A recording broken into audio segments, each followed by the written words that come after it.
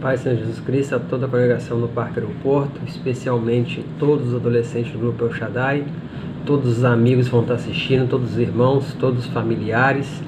Que Deus em Cristo te abençoe por você estar sentado e aprendendo, meditando em mais uma parte da Palavra de Deus. Por motivo de trabalho, a nossa aula hoje, a nossa leitura hoje não será uma live, não será ao vivo, mas nós deixaremos esse vídeo gravado, os irmãos terão a oportunidade de estar assistindo no Face da congregação. Nós não podemos deixar de meditar, estudar e aprender a palavra, né? Deus nos provê sempre um meio para que a gente possa continuar no aprendizado, no estudo, meditando em sua palavra. Na última quinta-feira, nós estivemos juntos e estudamos, lemos juntos o capítulo 14 do livro de Apocalipse. E hoje nós estaremos meditando no capítulo 15 do livro de Apocalipse. O capítulo 15, ele é quase uma sequência do 14, porque, como eu comentei com os irmãos, é um capítulo que se encontra entre parênteses, ou seja, João está mostrando alguma coisa que há de acontecer num determinado momento da grande tribulação. Os irmãos que estão nos acompanhando nesta noite, pegue a sua Bíblia, seu caderno para anotar, um papel para anotar, caneta, e nós vamos juntos meditar no capítulo 15 de Apocalipse. É um capítulo curto. O capítulo 15 de Apocalipse é o menor do livro de Apocalipse. Ele contém apenas 8 versículos. Então eu creio que hoje o nosso vídeo vai ser mais curto, não deve passar de 40, 45 minutos. Nós teremos apenas 8 versículos para meditar. Só que esses 8 versículos que a gente vai estar meditando um a um, trará um grande aprendizado para a nossa vida. Então você adolescente, jovem, irmão, irmã, você que está assistindo, abra sua Bíblia Sagrada aí, livro de Apocalipse, no capítulo 15. E nós vamos estar meditando nesses 8 versículos de Apocalipse 15. Para a gente começar, os irmãos que estão anotando, Apocalipse capítulo 15, ele tem apenas 8 versículos. E se a gente for dividir esses 8 versículos, são só 2 sessões. São 2 visões que Deus deu a João e que foi relatada por João no capítulo 15 de Apocalipse, nesses 8 versículos.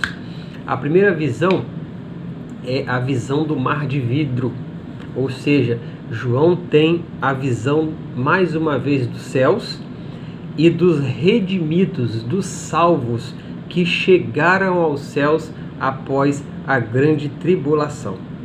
Esse mesmo mar de vidro que João vê em Apocalipse 15, do verso 2 ao verso 4, você pode anotar aí, depois você abre a sua Bíblia para ler, é o mesmo que ele vê em Apocalipse capítulo 4, verso 1 até o verso 6. É o mesmo mar de vidro, é o mesmo templo no céu, que a gente vê lá em Apocalipse 4:1, o templo de Deus no céu abre, e a gente, quando o templo abre, aquela visão abre, a gente vê Deus entronizado. Eu relatei bem sobre isso quando a gente leu o capítulo 4, o trono de Deus no céu, Deus assentado no trono, cercado pelos 4 seres viventes, 24 anciões e os anjos ao redor adorando ele. E também tem a igreja redimida que está no céu. Aqui no capítulo 15 a gente vai ver aquela multidão de salvos que chega nos céus, vindo do capítulo 7, do capítulo 10, que João vê, os mártires da grande tribulação, e foi falado um pouco deles no capítulo 14, na última aula nossa, na nossa última leitura, nós vemos que bem-aventurado aqueles que morrem no Senhor, né? Aqueles que não se curvaram, não aceitaram a imagem, o número, nem a marca da besta, e foram martirizados e morreram no Senhor. E aqui no capítulo 15, João vê mais uma vez essa multidão de redimidos diante do mar de vidro que é os céus. A gente vai ver detalhadamente cada um desses versículos. Só estou fazendo a divisão para os irmãos entenderem. Então do 2 até o 4 é o relato desse mar de vidro que é os céus, né? Aquela superfície onde a gente encontra o trono de Deus. Está relatado isso em Apocalipse capítulo 4. E do versículo 5 ao versículo 8, João tem uma nova visão. O templo celestial, aquele templo que Salomão construiu aqui na terra, está registrado no livro de Reis, que era a cópia, o modelo do que tinha nos céus, que quando Deus dá ordem a Moisés lá em Êxodo, Deus diz a Moisés: faça conforme o modelo que eu estou te passando. E ele é a réplica do templo que tem no céu. Então esse templo no céu, João vê ele se abrir. E quando esse templo celestial no céu ele se abre, João vê sair 7 anjos com 7 taças, que são a consumação da ira de Deus. A gente falou um pouquinho disso também no capítulo 14, quando nós falamos sobre a ceifa e a vindima, que a ira de Deus há de se consumar na sua plenitude. E João vê isso acontecendo. Só que o desenrolar dessa ira de Deus na sua plenitude, a gente vai ver a partir do capítulo 16. Então, os irmãos, analisando o capítulo 15, a gente vai observar algumas entradas que João dá daquilo que vai acontecer no capítulo 16 e na sequência dos fatos em Apocalipse. Então, você que já está aí com a sua Bíblia aberta, com o seu caderno na mão, vamos começar a nossa leitura. Apocalipse capítulo 15, versículo número 1, versículo número 1 diz assim: e vi, João relatando, outro grande e admirável sinal nos céus. 2 pontos. 7 anjos que tinham as 7 últimas pragas, ponto e vírgula, porque nessas últimas pragas, é consumada a ira de Deus. Irmãos, como a gente está falando sobre a ira de Deus desde o capítulo 13, falamos bastante no 14, esse versículo já está fácil para o nosso entendimento. O texto vai dizer que João viu um grande e admirável sinal no céu. O interessante é que essa expressão que João usou aí, grande e admirável, é a primeira vez que essa expressão é encontrada em todo o Novo Testamento. Você acha a expressão grande, você acha a expressão admirável, só que essas duas expressões juntas, grande e admirável, é a primeira vez que ela aparece em todo o Novo Testamento. Ou seja, aquilo que João vê foi tão terrível, ou seja, grande no sentido de dimensão, de espanto, e admirável, que ele usou essas duas expressões juntas, essas duas palavras juntas, para descrever aquilo que vai vir após essa visão dele, que é a repleta ira de Deus sobre os que habitam a terra, sobre o anticristo e sobre os adoradores do anticristo. O versículo ainda vai dizer que quando ele viu esse grande sinal nos céus, ele vê 7 anjos. E mais uma vez, o número 7 se repete em Apocalipse, mais uma vez o número 7 se repete aqui no capítulo 15, mostrando a plenitude e perfeição de Deus em relação àquilo que ele está fazendo. O texto vai dizer que João vê 7 anjos, e esses 7 anjos tinham as 7 últimas pragas. A gente viu alguns episódios atrás, alguns episódios anteriores, que João vê 7 anjos com 7 trombetas. E aqueles anjos se preparam para tocar aquelas 7 trombetas. E depois nós vimos detalhadamente cada um desses anjos tocar a sua trombeta e o que sai, qual é o juízo que sai de cada uma daquelas trombetas. E como eu tenho relatado aos irmãos desde do nosso capítulo 14, desde a última aula do capítulo 14, eu relatei para os irmãos que o juízo da trombeta ele foi parcial, porque até o juízo das trombetas tinha misericórdia. Só que aqui no juízo das taças, ele é completo, não tem mais misericórdia. A gente vai ver nesses 8 versículos apenas como o juízo de Deus vai ser completo.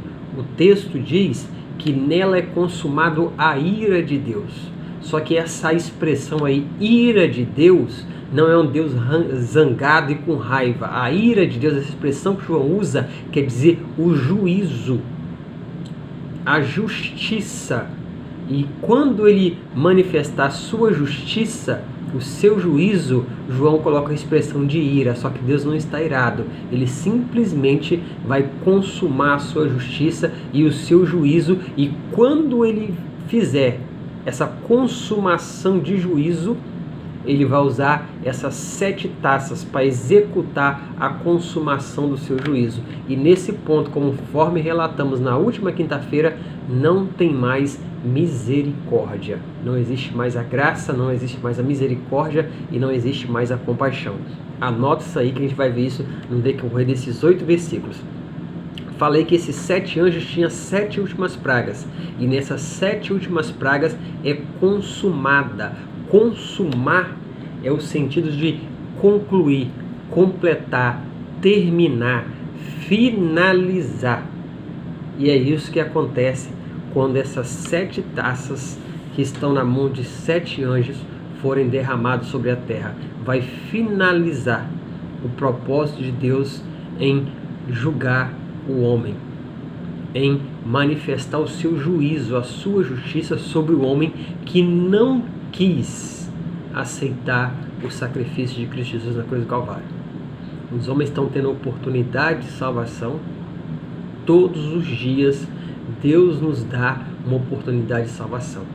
E a salvação nós só podemos alcançar através do sacrifício de Cristo Jesus. E os homens estão zombando de Deus, zombando do sacrifício que Cristo fez na cruz do Calvário para nos garantir a salvação, derramando sangue inocente. Só que um dia Deus vai manifestar o seu juízo, vai consumar o seu juízo. E quando ele fizer isso, João diz que vai ser consumada a ira de Deus. E quando isso acontecer, não tem mais misericórdia, não tem mais oportunidade de salvação. O versículo 2, João vai dizer que ele vê como um mar de vidro misturado com fogo. Você que está anotando, anote Apocalipse capítulo 4, verso 1 ao verso 6. Que esse mesmo versículo aqui, essa mesma colocação de João, ela se repete lá em Apocalipse capítulo 4, verso 1 e verso 6. Esse como um mar de vidro é como se fosse a superfície do céu que João está vendo.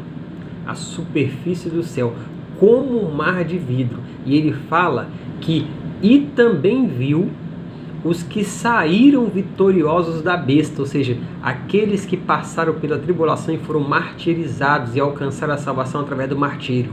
João está dizendo que ele viu também, nesse mar de vidro, os que saíram vitoriosos da besta, da sua imagem, do seu sinal, do seu número e do seu nome.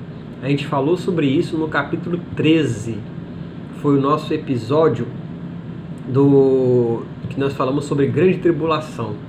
Falamos sobre essa marcação do número e sinal da besta. E também falamos no capítulo 13, quando nós relatamos lá só sobre o anticristo. E nós falamos sobre esse sinal, sobre esse número e sobre o seu nome. E no capítulo 14, nós voltamos a falar sobre esse mesmo assunto. Eu creio que os irmãos já assimilaram e entenderam, mas quem tiver dúvida, reveja o vídeo, releia o capítulo 13, o capítulo 14, quando fala sobre o sinal, o número e o nome. Ou seja, esses que João vê no céu diante do mar de vidro, que é aquela superfície plana como cristal que tem no céu, são aqueles que saíram vitoriosos, são os mártires que saíram vitoriosos e não aceitaram nem a imagem, nem o sinal, nem o número, nem a besta. Foram martirizados, mas alcançaram a salvação de suas vidas. E João diz que eles estavam diante desse mar, diante do trono, e tinham harpas de Deus. Harpas são instrumentos musicais. Esses que João vê, tinham harpas nas suas mãos. Apocalipse capítulo 4, verso 6 diz que esse mar de vidro que João destaca, como de vidro, João está dizendo que ele é transparente e lúcido como um cristal. Ele é perfeito, você não acha irregularidade, não acha defeito. O mais interessante, a luz passa por ele ser transparente como um cristal. O interessante é que João está vendo aqui nesse mar os que venceram o anticristo, e eles se encontram do outro lado da vida, porque em terra em terra, a tribulação ainda está acontecendo. E na verdade a tribulação agora vai se agravar mais, porque o juízo da taça vai ser derramada sobre os adoradores da besta, do anticristo, e sobre o seu trono. Só que no céu, João vê aqueles que conseguiram sair vitoriosos desse período de tribulação e se encontram do outro lado da vida, estão diante de Deus, de pé, diante desse mar de vidro, diante do trono de Deus, diante de Jesus Cristo, diante do Cordeiro. E o que eles fazem lá? A gente vai ver no versículo seguinte. Só que essas pessoas que se encontram lá são aqueles mesmos que a gente relatou no capítulo 7 de Apocalipse, aquela grande multidão que João vê no céu vindo em grande tribulação, e que nós também relatamos no capítulo 14 de Apocalipse, nossa última aula, que Deus diz que bem-aventurados que morreram em Cristo. Então essa multidão é que João está descrevendo aqui nessa visão. Esses são os que saíram vitoriosos da grande tribulação. Saíram vitoriosos. Então João está dizendo que eles estão diante de pé, diante do mar de vidro, que é aquela superfície do céu, diante do trono. E o que eles estão fazendo? No versículo de número 3, eles estão entoando o cântico de Moisés, servo de Deus, e o cântico do Cordeiro, dizendo, olha o cântico que estão louvando: grandes e maravilhosas são as tuas obras, Senhor Deus Todo-Poderoso, justo e verdadeiro são os seus caminhos, ó Rei dos Santos. Eles estão entoando, olha que coisa interessante, mas isso aqui eu marquei, e como o capítulo é curto, a gente consegue falar um pouquinho mais. Versículo 3 diz que estão entoando o cântico de Moisés, servo de Deus, e o cântico do Cordeiro. Aí a gente nos dá a noção, não podemos afirmar, mas quando a gente lê, a gente tem uma noção que aí encontra-se duas classes de pessoas: judeus convertidos e gentios convertidos, que passaram pela tribulação, não negaram a Cristo e foram martirizados pelo anticristo. Por quê? Porque eles estão cantando o cântico de Moisés, ou seja, a antiga aliança, dispensação da lei.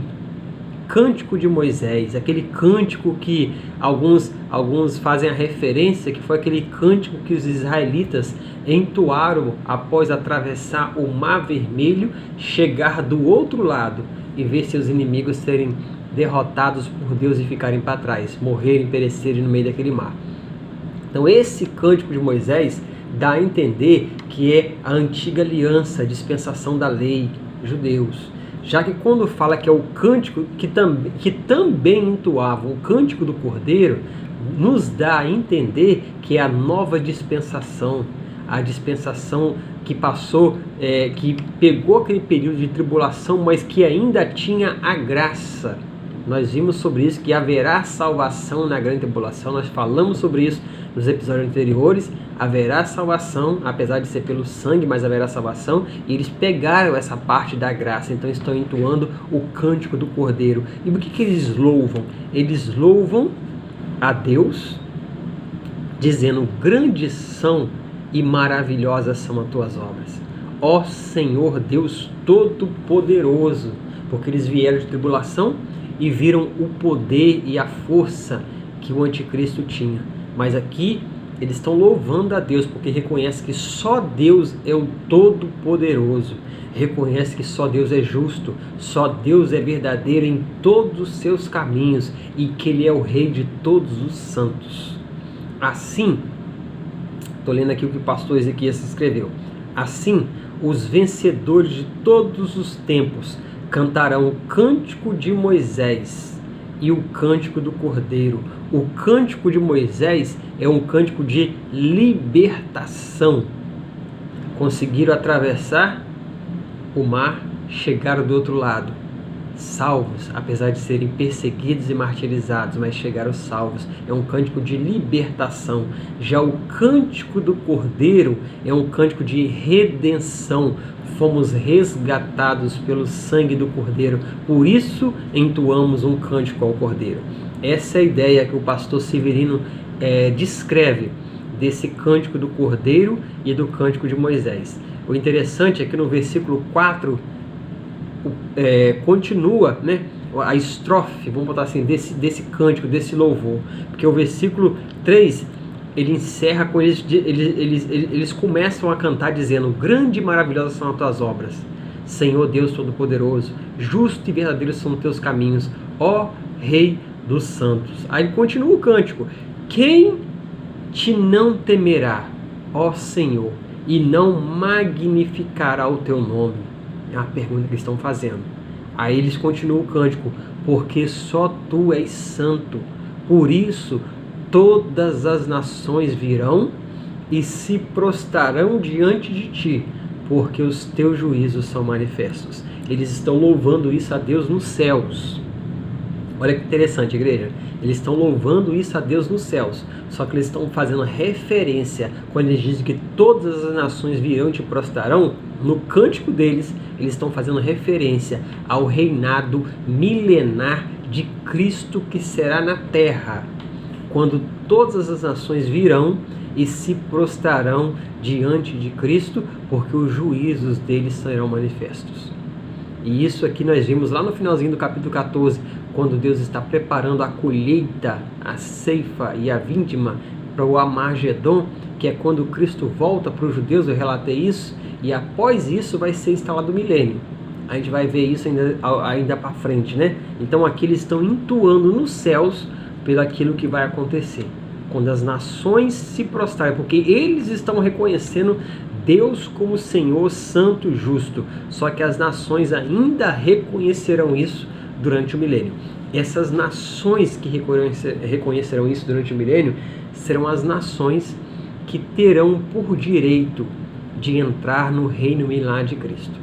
A gente vê lá no livro de Mateus, são aquelas nações que Jesus Cristo falando para os discípulos, ele fala que são as nações que acolheram Israel durante o período de perseguição.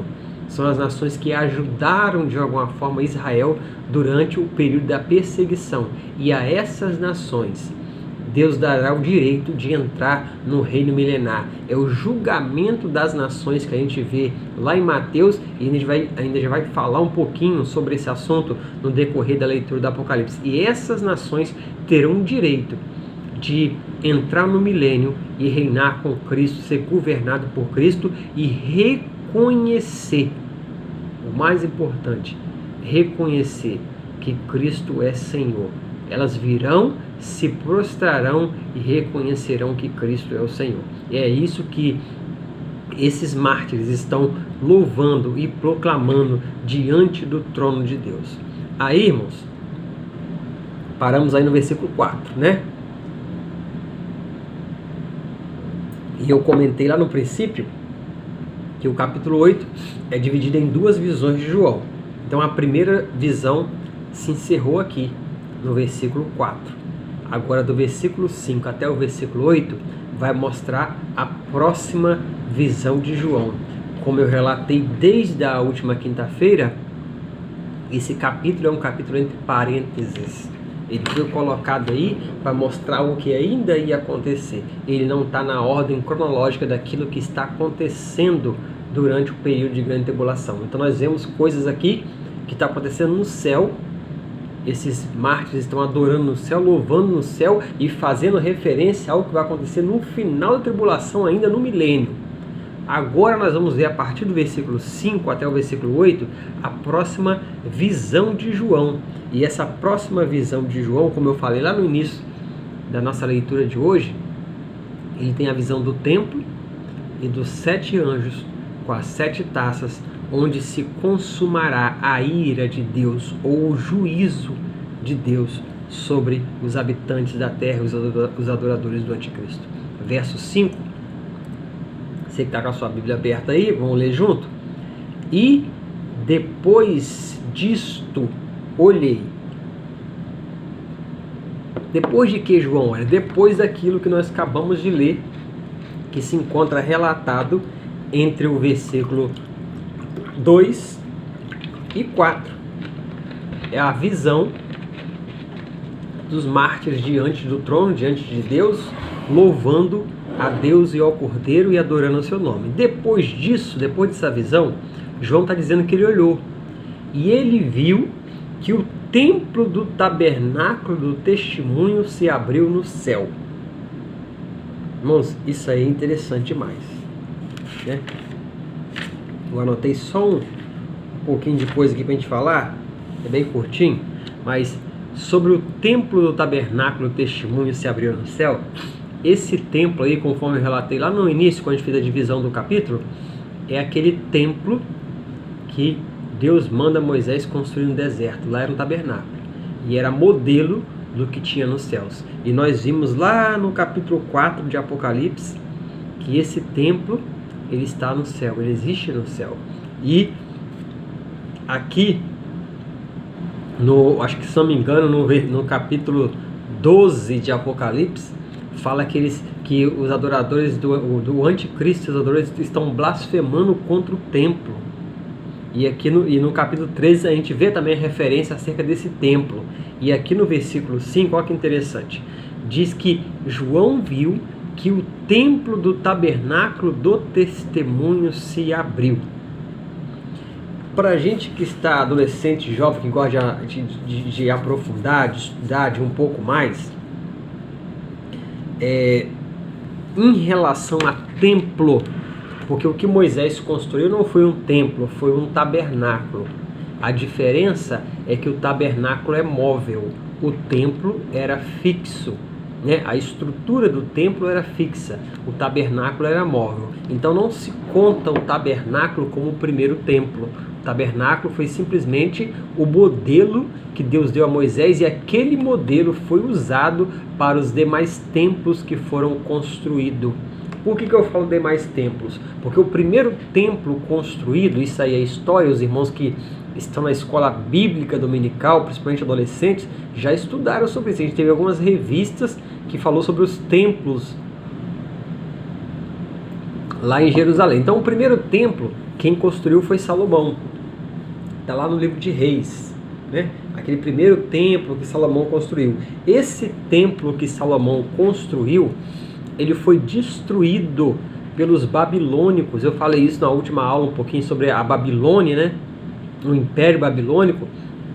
Quando eles invadem Judá no ano 605 a.C., eles destroem esse templo e levam os tesouros e o ouro que existia nesse templo. Você vê lá em Daniel, o livro de Daniel, capítulo 5, que o rei Beltesazar, ele usa esses utensílios do templo durante um banquete que ele está dando em seu palácio. Então, esse templo que Salomão construiu, aquele templo magnífico, luxuoso, né? Ele foi destruído pelos babilônicos no ano 605, quando invadiram Judá. Quando os judeus voltam do cativeiro, passaram 70 anos na Babilônia, quando eles voltam do cativeiro, o templo é reerguido. Aquele templo destruído que ficou em ruínas, ele foi reerguido. E quem participa da restauração desse templo é Esdras, o profeta Esdras. Então, esse templo é conhecido como o Templo de Esdras. Esse templo de Esdras, ele passa muitos anos, né? E ele também vai à ruína. E ele é, de certa forma, destruído e profanado por Antíoco Epifânio. Ele é destruído, ele é profanado, depois parte dele é destruída, arruinada. Então, anos depois, Herodes, o rei dos judeus, conhecido Herodes, ainda na época de Cristo, ele constrói o terceiro templo, vamos colocar assim. Ele constrói aquele templo que Jesus entra, expulsa os comerciantes que estavam no átrio. Na verdade, os comerciantes não ficavam dentro do templo, ficavam no átrio do templo. Então, quando Jesus vai lá no átrio do templo e expulsa aqueles comerciantes daquele templo, e que os discípulos falam: olha, Senhor, como o templo é bonito. E Jesus fala assim: não ficará pedra sobre pedra que não seja derrubada. Esse templo aí foi construído por Herodes e foi destruído pelos romanos no ano 70 depois de Cristo. Então esse foi o terceiro templo, construído por Herodes, destruído pelos romanos. O quarto templo, a gente falou dele quando a gente fez o episódio 12, falamos só sobre tribulação. O quarto templo vai ser construído pelos judeus assim que começar a grande tribulação. Eles farão um acordo com o anticristo e o templo de adoração em Jerusalém será reerguido. Provavelmente esse templo, será destruído, porque o anticristo vai assentar-se sobre esse templo querendo ser adorado como Deus, e provavelmente esse templo será provavelmente destruído, porque ainda no livro de Ezequiel, esse será o quarto templo, porque no livro de Ezequiel diz que durante o reino milenar de Cristo na terra, o templo será reerguido. Só que esse templo reerguido no reino milenar já é o templo escatológico de Ezequiel. Aí seria o quinto templo. Então, só para a gente ter uma ideia da história do templo. Só que aqui João está falando que ele vê o templo se abrir, só que esse templo não é terrestre, é o celestial.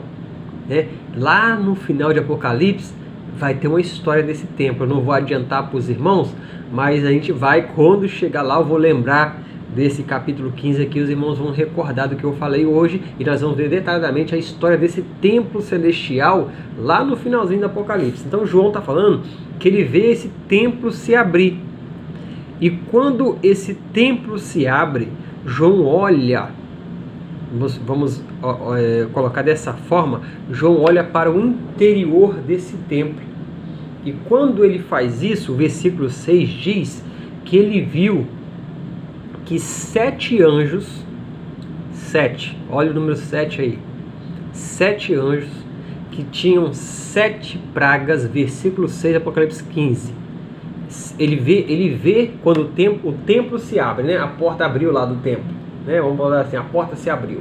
O que João vê? João vê 7 anjos com 7 taças são copos, vamos botar assim, e esses 7 anjos com as suas 7 taças, João vê que eles estão vestidos de linho puro e resplandecente e cingido com cinto de ouro pelo peito. Você que está anotando, anota aí, porque eu, quando estava estudando aqui, relembrando e estudando, e toda vez eu estudo mais um pouco, eu achei algo interessante sobre isso. Porque olha que fato, João vê 7 anjos e cada um deles tinham 7 pragas. Cada um deles tinha uma praga ou uma taça. Eles estavam vestidos, você anota aí, 7 anjos, 7 taças, vestidos de linho puro e resplandecente. Aí embaixo você anota, cingidos com cinto de ouro pelo peito. Agora, olha que interessante. Raramente a Bíblia fala de vestimenta dos anjos, porque anjos são seres espirituais. A gente vê nas ilustrações eles tudo vestidinho de branco, roupa branca comprida, Aquilo é uma ilustração, porque são seres espirituais. A gente não sabe como eles estão portados, vestidos, como nós veremos eles. Só que João está falando que esses 7 anjos aqui, olha só que interessante, anota você que está estudando. João dá a descrição do traje que eles estão usando. E João dá essa descrição só nesse texto aqui. João descreve que o traje deles, o vestido que eles estão usando, João descreve o material, linho puro. É um pano, é um tecido que era caríssimo na época de João e até hoje ainda o é. E João fala que esse linho puro era resplandecente, era tão branco, tão puro, um branco tão branco que resplandecia. Essa era a vestimenta que João viu aqueles 7 anjos que saíam do templo celestial usar. Só que você que está notando, presta atenção numa coisa, essa vestimenta, linho puro e resplandecente, João só vê Cristo usar. João não até este momento, João não tinha descrito anjos usando vestes de linho puro e resplandecente. João tinha visto isso só em Jesus Cristo, lá no capítulo, se não me engano, no capítulo 5, se eu não me engano, no capítulo 6, quando João fala sobre o cordeiro, né? Ele vê ele usar roupa de linho puro e resplandecente. E ele também vê Cristo lá no capítulo 4 e 5 com o cinto de ouro cingido no seu peito. Só que aqui ele vê isso em 7 anjos que estão saindo do templo celestial. Aí a pergunta que vocês estão fazendo é por que João vê esses anjos vestidos com a mesma vestimenta que Cristo está usando? A resposta que a gente tem dentro desse assunto, dessa vestimenta, é que esse vestido de linho puro e resplandecente era usado, esse traje, vamos botar assim, esse traje era usado por 2 classes de pessoas: sacerdotes ou juiz. 2 classes de pessoas da alta corte usavam vestidos de linho puro, ou sacerdote ou juiz. Cristo estava usando isso lá no capítulo 4, no capítulo 5, depois você dá uma conferida lá. Por quê? Porque Cristo tinha dignidade para representar as 2 funções. Cristo representa, ele já representou e representa a função de sacerdote e juiz. Ele tem dignidade e autoridade para representar essas 2 funções. Só que aqui no texto, aqui nesse versículo 6, está dizendo que os anjos estão cingidos com esse traje, estão usando esse traje. O que isso está mostrando para nós? Que esses anjos, eles irão desempenhar a função de juiz. Então você que está estudando, anotando, aprendendo e quer aprender, anota aí. Esses 7 anjos irão representar ou irão usar a função de juiz, que é a função que cabe somente a Deus e a Cristo, né? A Deus e a Cristo cabe a função de executar juízo. Só que aqui no texto, versículo 6 da Apocalipse capítulo 15, 7 anjos vestidos, trajados de linho puro e resplandecente. E o porquê isso? Porque eles vão executar a função de juiz. E para eles executarem essa função lhes foi delegada por Cristo. Livro de Isaías, anote aí, capítulo 11, verso 5, diz que a justiça fala de juízo. E a gente viu que a ira de Deus, que a gente está ali na ira de Deus vai ser manifestada, a ira de Deus aí é o juízo, é a justiça. Então, livro de Isaías, capítulo 11, verso 5, anota aí: a justiça será o cinto dos seus lombos, e a verdade o cinto dos seus rins. Para os irmãos entender, esses anjos estavam encarregados com uma missão. E a missão desses anjos foi dada a ele pelo mais alto poder celestial, pelo próprio Deus. Os seus trajes, ou seja, vestimenta de juiz, fala que ele estava devidamente equipado para cumprir a missão que a eles foi dada, que era executar juízo. O versículo 7 diz que um dos 4 animais, ou seja, um daqueles 4 seres viventes que vivem em volta do trono de Deus, que a gente viu lá no Apocalipse capítulo 4, capítulo 6, que em volta do trono de Deus há 4 seres viventes. 4 seres viventes, né? E eu já relatei sobre eles bastante lá em Apocalipse capítulo 4, tem um vídeo que a gente fala sobre ele. Eu coloquei uma ilustração do trono de Deus que mostra esses 4 seres viventes quando a gente leu o capítulo 4 de Apocalipse. Então, fala no versículo 7 que um desses 4 seres viventes deu aos 7 anjos salvas de ouro, vírgula, cheias da ira de Deus, que vive para todo sempre.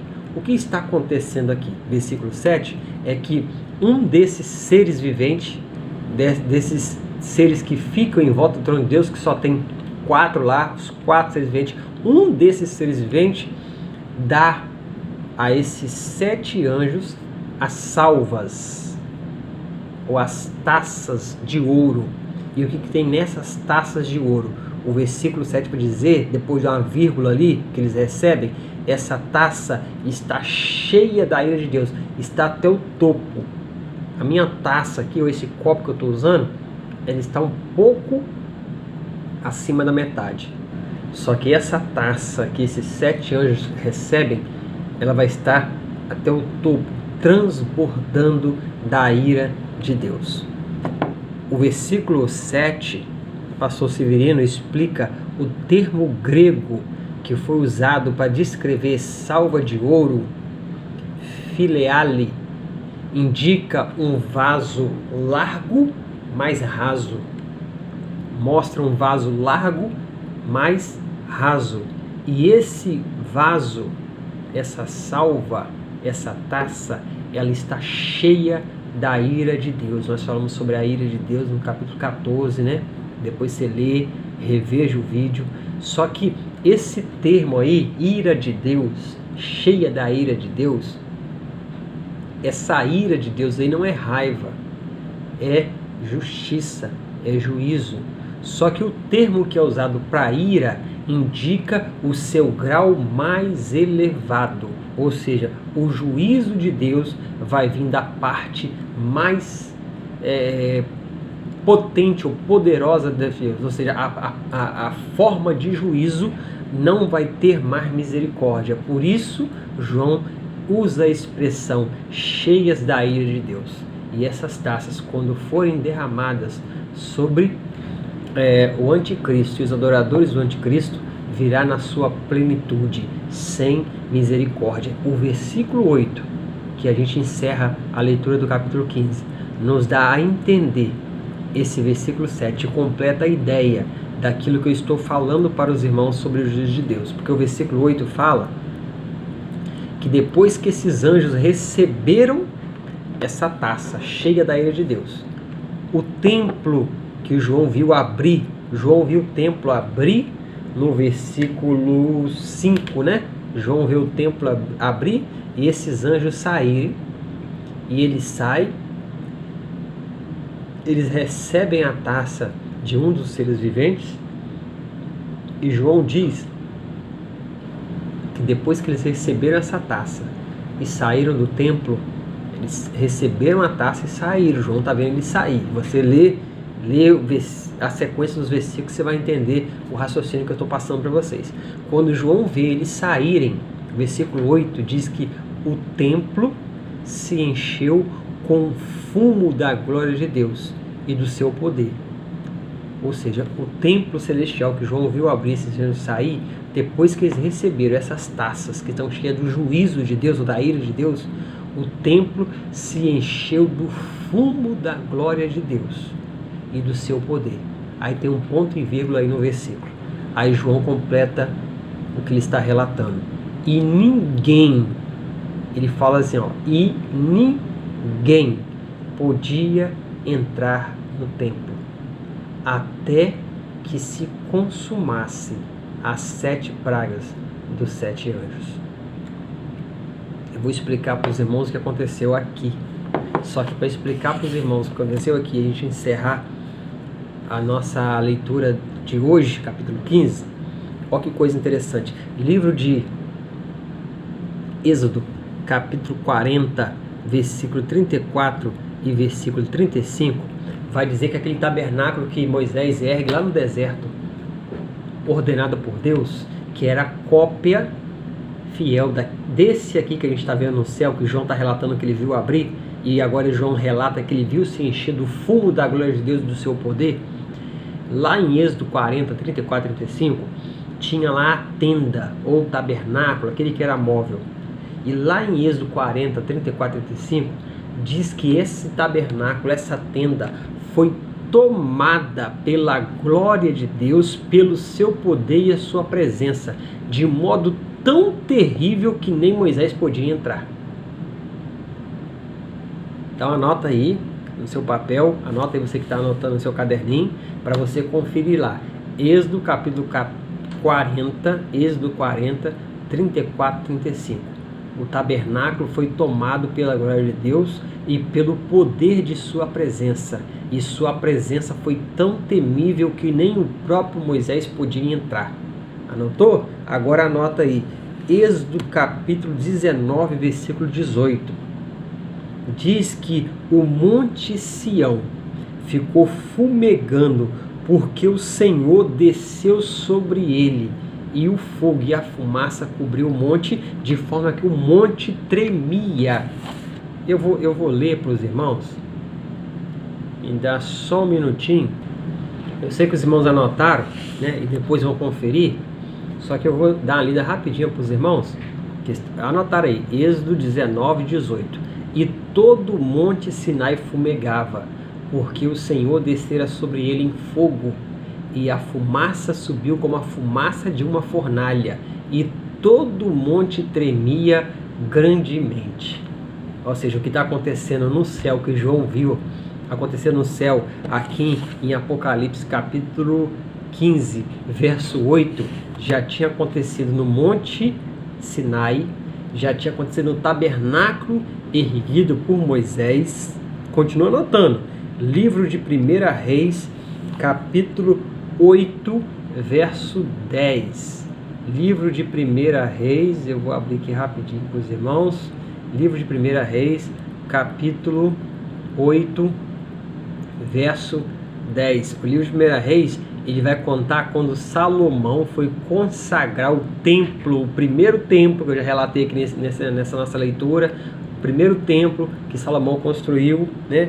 Ele foi consagrar esse templo. Então, 1 Reis, capítulo 8, versículo 10, diz o seguinte: E sucedeu que, saindo os sacerdotes do santuário, uma nuvem encheu a casa do Senhor, ou seja, o templo, e os sacerdotes não podiam permanecer de pé para ministrar por causa da nuvem, porque a glória do Senhor encheu toda a casa. Ou seja, vou repetir mais uma vez, o que está acontecendo aqui em Apocalipse capítulo 15, versículo 8, o templo celestial se encher da glória de forma que não podia ninguém entrar, aconteceu no Monte Sinai, em Êxodo 19, aconteceu no tabernáculo, em Êxodo 40, e aconteceu no templo que Salomão ergueu, em 1 Reis, capítulo 8, versículo 10 e 11. Aí, irmãos, olha só, o negócio foi tão terrível que ninguém podia entrar. Aí, João continua o versículo e diz: até que se consumasse as 7 pragas dos 7 anjos.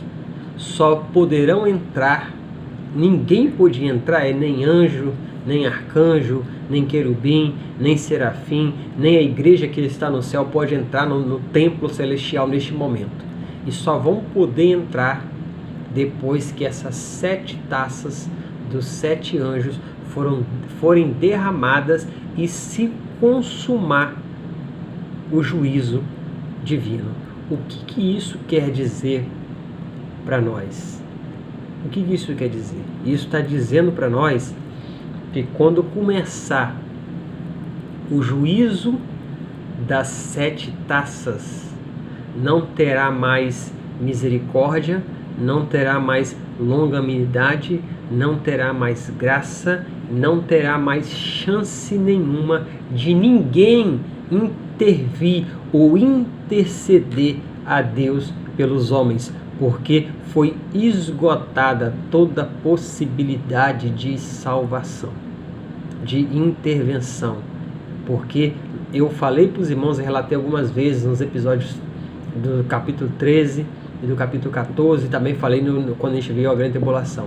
Até aquele momento ainda tinha graça, ainda tinha misericórdia, só que quando o juízo das taças vem, não tem mais graça, não tem mais misericórdia e não tem mais chance de salvação. É o que está dizendo esse versículo. Ninguém podia entrar enquanto não consumasse o juízo das 7 taças, ou seja, nada vai intervir, nada vai impedir, nada vai poder interferir nem interceder pelos que estão na terra, até que o juízo seja completado, ou seja, consumado. Nem mesmo os seres celestiais poderão entrar ali.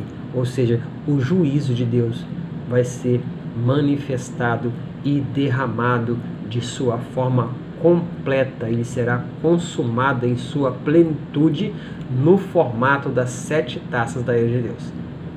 Irmãos, eu espero que adolescente, jovem e os irmãos que ficaram conosco até agora tenham aprendido e assimilado mais uma parte da Bíblia, e que esse conhecimento venha a servir de edificação para a sua vida.